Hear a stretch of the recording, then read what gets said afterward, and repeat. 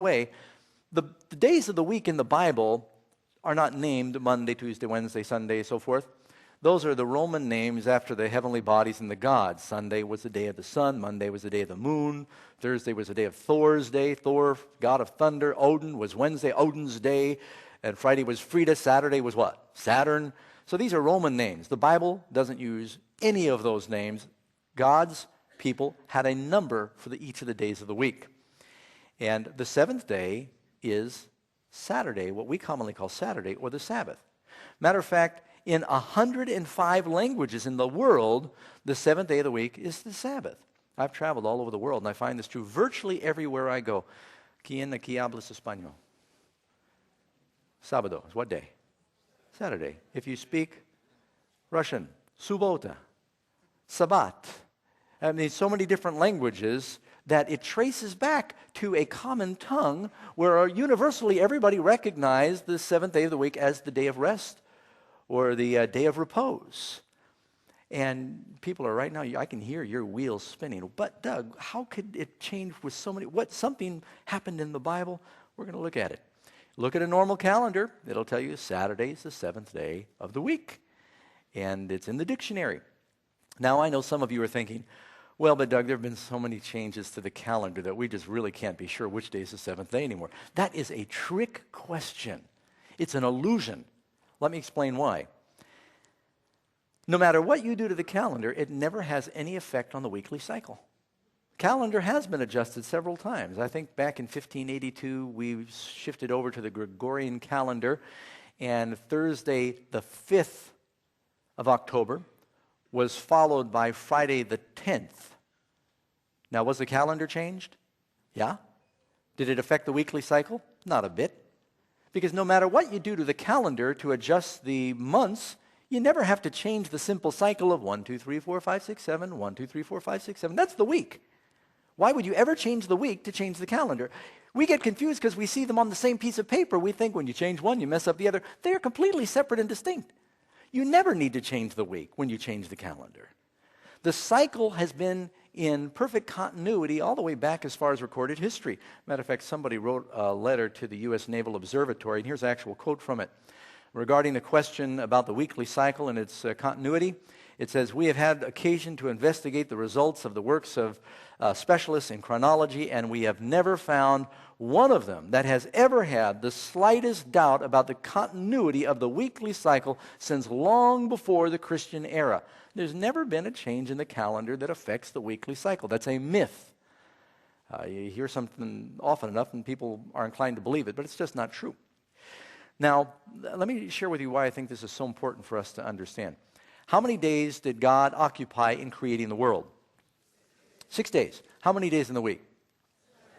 Why? Because God created another day, and what did he make on that day?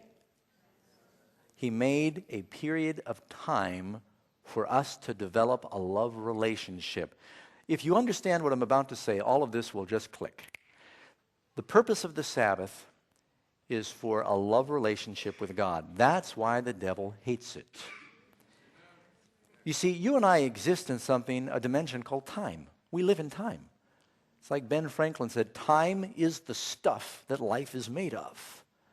And when God created another day and said, you've got these days to work in the garden, to dress and do your thing, but this day we are to walk and talk together. We're to develop our love relationship. God wants to be with us. He wants to have this love relationship with us. What happens in marriages where there's not quality time? Does the love relationship start to get strained? Starts to get thin, and you can always hear, well, we've been growing apart. You can tell when that happens, they're not spending time together, and that's why they're growing apart. Not only happens in marriage relationships, it happens between parents and children. Friends stop spending time together, and the friendship starts to evaporate. Relationships are built in time. And so what God said is, I want, we use this word, quality time with you. The Sabbath is all about holy quality time for our relationship with God and to show that he is our God. See, every Sabbath, it's a memorial that he is the creator. And let me ask you, friends, isn't it true that the creation is obligated to the creator? Every Sabbath is to remind us that he's the boss, that he is God. We're the creatures, he's the creator, and we're to worship him. the devil hates that concept. And so he's been trying to destroy the relationship by destroying the Sabbath time. And I think that most of us will freely admit, even those who keep the first day of the week as the Sabbath, very rarely do they keep it holy. And I should add, I want to be able to relate to virtually everybody. I have preached in possibly hundreds of different denominations in their churches.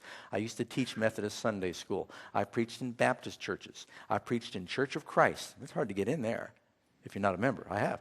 I preached in Episcopal churches and Foursquare and Nazarene, Assembly of God, and I could just go on and on down the line. Godly people. I've got friends in many different persuasions.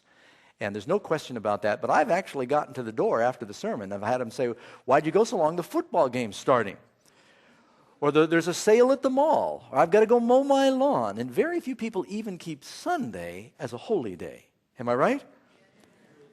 And boy, do we need that time of rest now, don't we?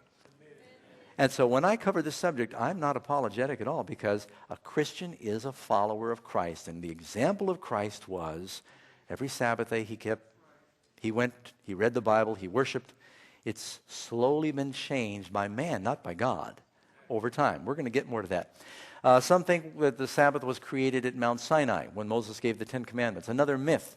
Read your Bibles. Look in Exodus chapter 16. When the children of Israel came out of Egypt, before they ever got to Mount Sinai, they ran out of food. You can read in chapter 16. And they were told to gather manna. And they would gather manna. And it says, and Moses said, eat that today, for today is the Sabbath unto the Lord. The manna fell down how many days a week? 6 days a week the manna fell. The Sabbath, there was none.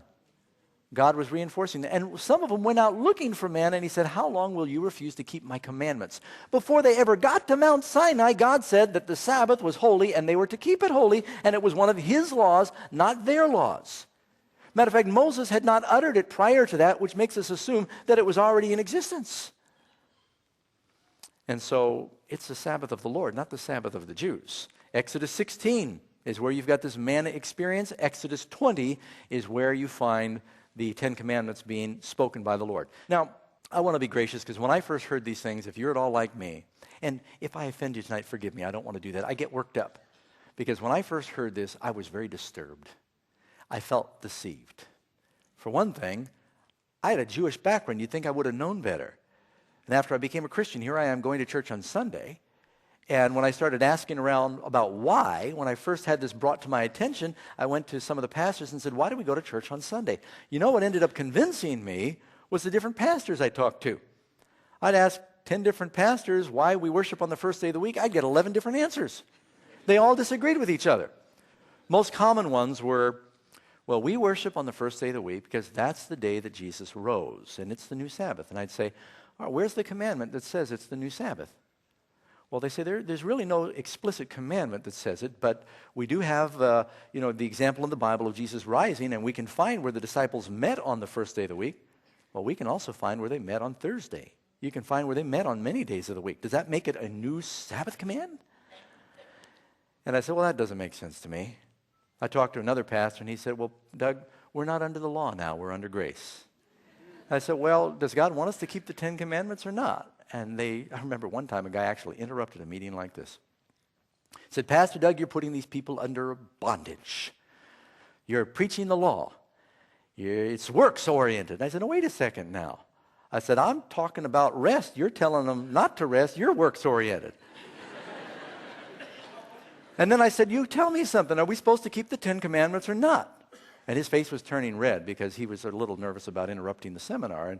And he said, no. And then he realized that sounded bad for a preacher to say you're not supposed to keep the Ten Commandments, because just think about that. Is it okay to kill and lie and commit adultery? And he said, yes. But then he knew that would include the fourth. And then he said, 9 of them. And so I said, so you're telling me the one commandment God wants us to forget is the only commandment that begins with the word remember? That didn't make sense. I met another pastor. He's very creative. He said, Pastor Doug, I've got your answer. He said, back in the days of Joshua, he prayed and the sun stood still. Saturday turned into Sunday. So this is creative. The problem was nobody did anything about it for another 1,000 years. And so I heard so many different things. It started sounding very peculiar to me that they couldn't get this together.